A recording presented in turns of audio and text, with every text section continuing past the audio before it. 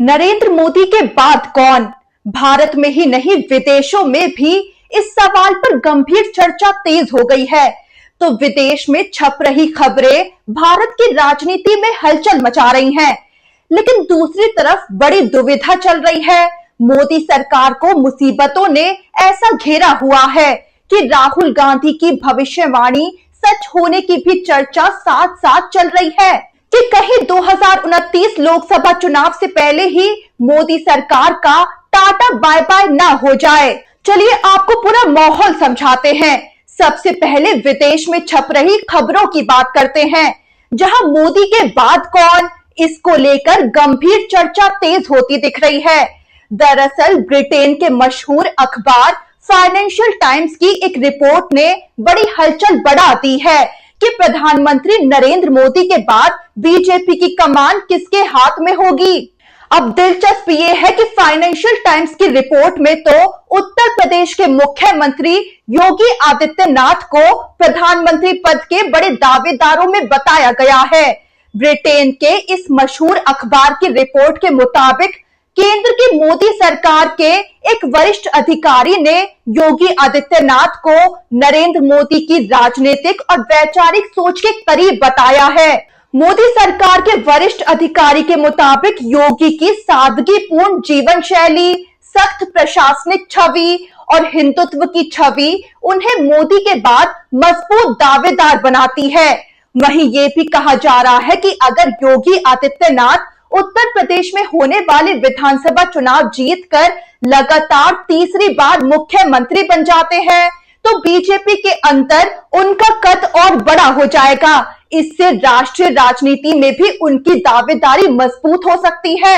लेकिन योगी क्यों, अमित शाह क्यों नहीं? दरअसल फाइनेंशियल टाइम्स की रिपोर्ट में मोदी सरकार के एक अधिकारी का हवाला दिया गया है, जिसका कहना है कि योगी की दावेदारी मजबूत है। लेकिन सच ये भी है कि अमित शाह की दावेदारी को लेकर भी आए दिन बड़ी खबरें आप सुन ही रहे होंगे।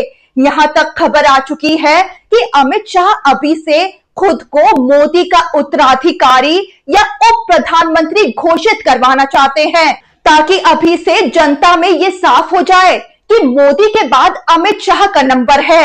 अब फाइनेंशियल टाइम्स की रिपोर्ट पर आए तो योगी आदित्यनाथ का जिक्र इसमें क्यों किया गया है? तो योगी आदित्यनाथ की ताकत है उनका बड़ा जन समर्थन, हिंदुत्व की मजबूत छवि और हिंदी पट्टी में उनकी लोकप्रियता।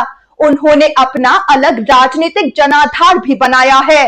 लेकिन अमित शाह की ताकत बीजेपी के संगठन पर उनकी मजबूत पकड़ है। पिछले कई सालों में बीजेपी की चुनावी रणनीति बनाने में उनकी बड़ी भूमिका रही है। सरकार में भी वो प्रधानमंत्री मोदी के बाद सबसे प्रभावशाली नेताओं में गिने जाते हैं। तो अगर सीधे शब्दों में कहें तो अमित शाह की ताकत संगठन है, जबकि योगी की ताकत जनता के बीच उनकी लोकप्रियता और जमीनी पकड़ है। अब मोदी के बाद योगी होंगे या अमित शाह या कोई और, ये तो आने वाला वक्त ही बताएगा। लेकिन इतना जरूर है कि भारत में ही नहीं, अब विदेशों में भी ये सवाल खूब चर्चा में गूंज रहा है।